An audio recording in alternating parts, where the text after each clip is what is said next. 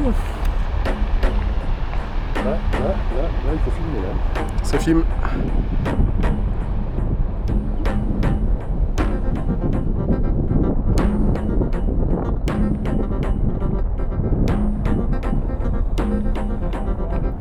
Donc voilà, on vient de se prendre une explosion de cendres qui va nous retomber dessus. Il va nous pleuvoir de la caillasse encore sur la machine. Des conditions assez extrêmes.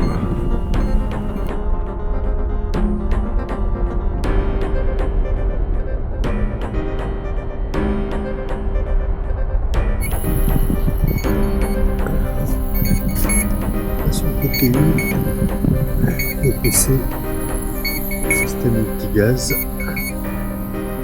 GPS différentiel et le GPS drone. Tout ça. Radio, communication.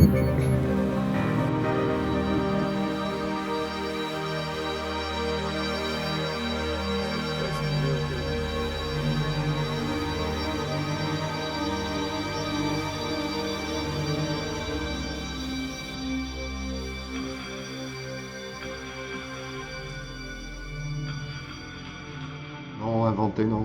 En fait, je suis responsable du pôle de télédétection à l'Observatoire de physique du globe de Clermont et on travaille avec les collègues qui sont en même temps des potes, hein, Franck Donadieu, Mathieu Bouillet et d'autres, et tous les ingénieurs du groupe à l'Observatoire. Et en fait, notre idée, c'est d'essayer d'avoir un ensemble d'instruments qu'on peut déployer sur un volcan pour l'étudier dans son ensemble.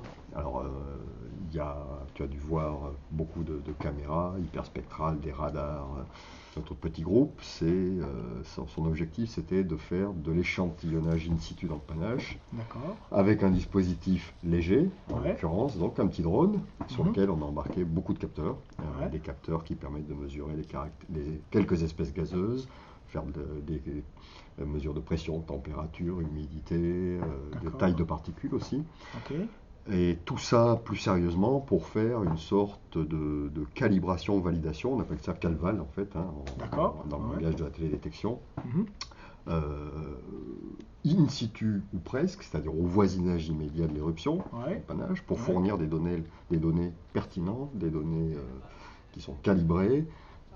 Alors, on va calibrer les données satellitales et on va comparer ces mesures in situ avec les échantillonnages par télédétection. D'accord, c'est-à-dire qu'en fait, on essaye de voir si ce que donne comme information le satellite plutôt que la caméra multispectrale est correct par rapport à la réalité. Voilà, on leur fournit des données qui sont censées être des données in situ, donc des données vérité terrain, finalement, de vraies données, pour fournir un paramètre d'entrée, disons, à des modèles. Alors, ça peut être des modèles de dispersion des panaches, on travaille avec les collègues à l'Observatoire de météorologie physique, le LAMP. Nous, volcanologues, on va s'occuper plutôt de la phénoménologie des éruptions, de la dispersion des cendres, on va regarder comment se passe la dispersion du panache, et donc finalement tout ça, ça traduit une dynamique éruptive. Et le couplage de nos compétences, à terme, doit permettre de fournir un modèle depuis la source, ce que regardent beaucoup de nos instruments, jusque dans la dispersion et le vieillissement dans l'atmosphère, pour des enjeux climatiques notamment aussi, enjeux environnementaux derrière tout ça. Bon, je dirais qu'il y a une vraie synergie de compétences entre les atmosphériciens, les volcanologues, les géophysiciens, et puis surtout après tout le staff d'ingénieurs. On est dans l'innovant là, et le fait de pouvoir avoir en même temps sur le terrain un groupe de chercheurs, d'ingénieurs, mais je mets ça dans le même paquet, c'est les mêmes, c'est de faire de la science et de faire des instruments, d'acquérir de la bonne donnée qui permet in fine de comprendre le Mais volcan. les enjeux, c'est quoi les enjeux de la volcanologie aujourd'hui? C'est ce qu'on appelle la mitigation des risques, c'est-à-dire la compréhension, la caractérisation des risques volcaniques, et pour ça il faut comprendre le fonctionnement du volcan. Si on veut pouvoir imager ou fournir on va dire, un cadre de scénarii éruptifs. Mhm. Si on veut pouvoir anticiper l'évolution d'une éruption, comprendre son impact sur le milieu socio-économique, hein, Ouais, oui, c'est un le terme, tissu donc, socio-économique. voilà, Ouais. c'est-à-dire l'homme et puis les enjeux économiques derrière. Il faut faire de l'acquisition propre de données depuis le site de début l'éruption jusque dans l'atmosphère avec les moyens satelitaux. Donc nous, on va se placer avec le drone un peu entre les deux. Hein. Entre On les est deux, entre d'accord. les instruments de télédétection sol et cette plateforme Saphir, voire les moyens de télédétection Donc spatiale. on rentre vraiment dans cette nouvelle ère à laquelle tout le monde rêvait un petit peu, c'est-à-dire l'étude de notre planète par les Ouais, satellites, ouais. ensuite par les avions, Oui. ensuite maintenant par les drones. Donc Exactement. toi tu penses que vraiment ça, Oui. ça a un plus, Ben, quoi. le vecteur drone, on voit bien, c'est un intermédiaire. Alors ça permet de déployer facilement, il y a des limites, hein, mais Oui, il y a des limites. facilement des instruments qu'on va miniaturiser, durcir, parce que là les conditions sont extrêmement complexes sur un volcan, hein, du point de vue de l'aérologie, du point de vue de la température, des perturbations thermiques, donc il y a puis il y a de la charge en cendre aussi, hein, qui est quand même ok. un des points critiques De la chose, en navigation, quoi, hein, Ouais, puisque ouais. ça va perturber les moteurs, ça va fondre éventuellement. Donc tout ça, c'est des choses qu'on doit essayer cerner. finalement de cerner. Et là, en l'occurrence, la manip qu'on a faite de quelques jours, hein, avec Manuel, c'était une manip de faisabilité. C'est-à-dire, en gros, on est là pour, à la fin de la manip, donc d'abord démontrer qu'on est capable de le faire. Mhm. Ça, je pense que c'est clair. Que les capteurs sont adaptés à la problématique qu'on tu veux aborde. développer, ouais. Et maintenant, on va faire en gros un cahier des charges, un retour sur expérience, hein, D'accord. en analysant les forces, les faiblesses de la manip qu'on a mise en œuvre, pour développer un vecteur, donc un drone, Ouais. qui sera certainement un peu plus gros porteur celui qu'on avait, qui doit être très stable, qui doit être extrêmement résistant aux conditions externes, donc cendre, température, comme je l'ai dit, vent. Ouais. Donc tout ça, on l'a bien cerné, je pense. On a bien vu les aspects d'autonomie énergétique, les aspects de navigation, les aspects, en plus avec vous, hein, on a bien compris toute la problématique qu'il y a derrière. C'est Il réglementé aussi. faut aussi qu'on travaille là-dessus, sur la réglementation. Donc ça, c'est extrêmement positif de pouvoir échanger avec des gens qui sont dans cette thématique-là, dans cette problématique, donc qui connaissent les rouages et les subtilités de la réglementation.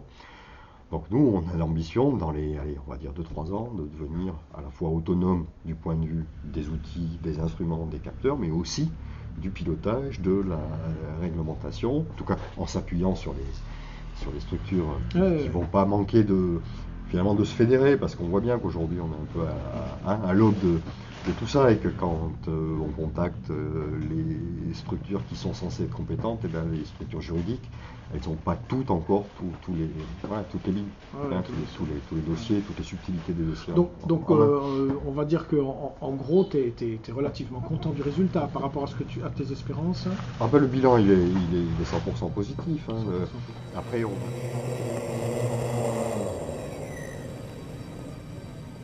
Mais on a une spécialité un petit peu innovante qu'on a utilisée justement pour cette mission, c'est d'avoir un panel d'instruments atmosphériques pour mesurer la qualité de l'air, différents gaz, des particules émises, notamment dans le cadre d'études de pollution de vallées alpines, ou ici pour voir ce qui sortait du volcan. Vous avez un capteur multigaz donc, qui mesurait le dioxyde de carbone et le dioxyde de soufre. Okay. Donc ça, ils ont pu installer cet instrument de manière plug and play sur notre drone. Okay. Pour mesurer en fait les gaz qui étaient mis dans les panaches volcaniques. Okay. Et avec ça, nous on est arrivé avec des instruments qu'on avait déjà sur le drone, donc un compteur de particules optiques pour voir les poussières ultra fines de l'atmosphère.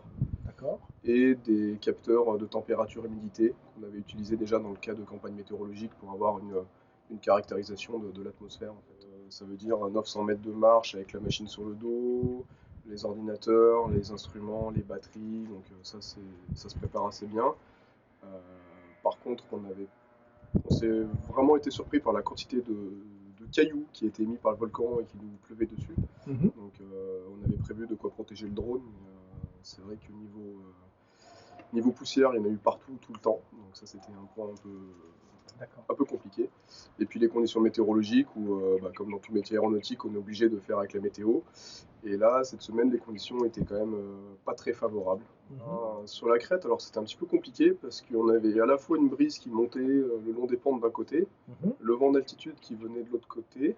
Et donc, comme le volcan est très pentu, le seul endroit où on pouvait poser une aire très sécurisée pour l'atterrissage, en fait, on était à la convergence de plusieurs masses d'air de direction opposée. Et donc, on avait de temps en temps des espèces de rotors, donc des zones très turbulentes, avec des météos assez compliqués pour évoluer au niveau de l'atterrissage. Donc, notamment grâce au travail de Sapucalia. Là, le volcan, c'était une zone aéronautique où les vols sont officiellement interdits et dans un parc naturel, donc une réserve protégée. Donc on a quand même réussi à avoir à temps à la fois être reconnu comme opérateur en Italie, alors qu'à l'heure actuelle, a priori, nous sommes les seuls à être opérateurs non italiens autorisés à évoluer sur le sol italien pour les drones. Et nous faire passer un OTAM dans un délai vraiment serré pour que la protection civile et le parc soient au courant de nos activités et nous autorisent à le faire dans toutes les règles. J'entends souvent dire que les réglementations sur les drones empêchent les gens de travailler. C'est pas le cas. Si on fait les choses bien, on arrive à avoir toutes les autorisations dans les règles pour faire des manips qui en plus fonctionnent et sont intéressantes. D'accord.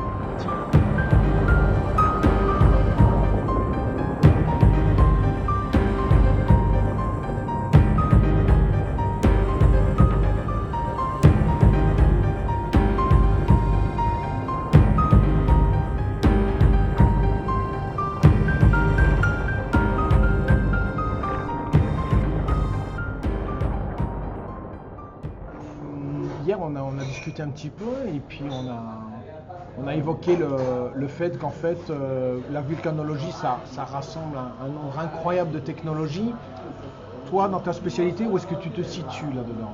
Alors effectivement, ça rassemble énormément de choses. On utilise toutes sortes de techniques pour étudier les roches, les panaches de cendres, les magmas, où ils se forment, etc. Donc tout le panel de techniques qui sont utilisées, que ça y ait des drones, la géophysique, la télédétection, etc.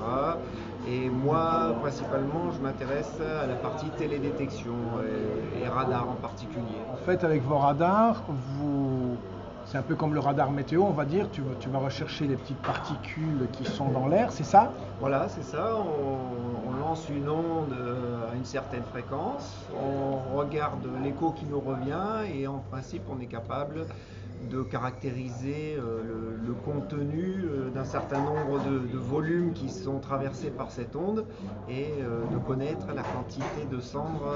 Du moins, c'est un paramètre auquel on peut arriver par le biais de radar. Et donc de caractériser un contenu en cendres. C'est l'objectif in fine, effectivement. Plus qu'une photo, c'est un sondage, hein. C'est vraiment une onde qui passe à travers tout le panache, toute l'atmosphère, traverse le panache.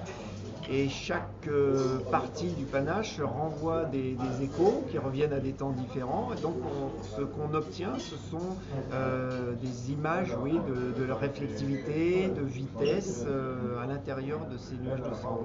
Le travail des volcanologues et leur objectif, c'est effectivement d'alimenter les modèles de dispersion des cendres que maîtrisent plutôt ou qu'utilisent plutôt les météorologues, les gens qui sont en charge des Volcanic Ash Advisory Centers, comme celui de Toulouse, qui gère l'Europe et une partie de l'Afrique, de façon à ce que ces paramètres puissent être rentrés en temps réel, ce qu'on appelle le terme source dans notre jargon, c'est-à-dire le paramètre qui contrôle un petit peu l'intensité de l'éruption, les concentrations, les vitesses, les tailles de particules, la hauteur du panache, le flux, les choses comme ça, de façon à ce que ces modèles soient le plus précis possible dans leur prédiction de l'impact, que ce soit l'étendue, l'extension du panache et surtout les concentrations à l'intérieur de ces panaches. On a réalisé après l'éruption du volcan islandais en 2010 qu'il y avait un gros travail à faire pour affiner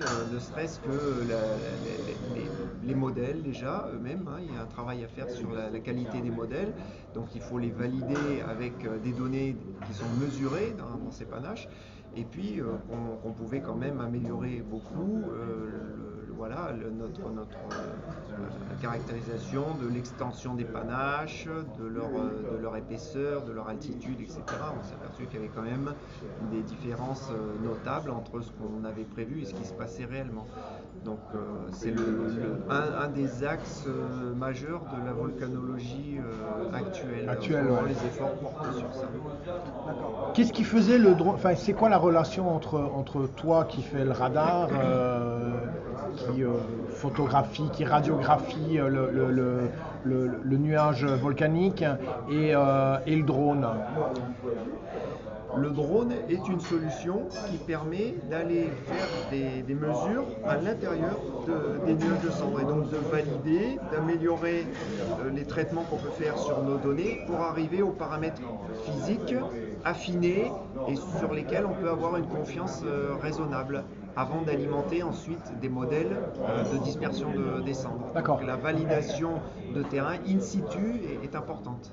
Les roches qui sont émises ont des chimies qui peuvent varier beaucoup, et notamment pour le contenu en silice, mais également pour tout un tas d'autres éléments. Et on sait que la silice, effectivement, pose des problèmes, puisqu'elle a tendance à fondre. Elle peut fondre à des températures qui sont similaires au seuil de température de certains moteurs, donc se vitrifier et empêcher le moteur de fonctionner de façon utile. Bien, je te remercie. De rien. À bientôt. À bientôt, au revoir.